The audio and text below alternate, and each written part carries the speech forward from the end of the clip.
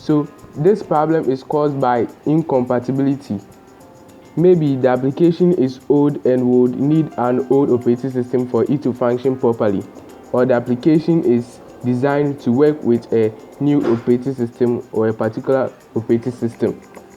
So as you see, the program is not starting, so let's go ahead and solve it. So right click on the application, then click on properties, then click on compatibility, then click on run this program in compatibility mode for Windows 7. If Windows 7 doesn't work, then try Windows 8. If Windows 8 doesn't work, then try an older version. Then click on run this program as administrator, then click on apply and OK. So let's see if it worked.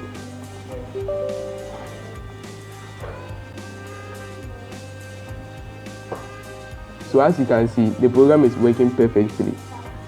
Don't forget to like and subscribe, and make sure you drop a comment if this works for you, or if you have a problem with any application. Derek out.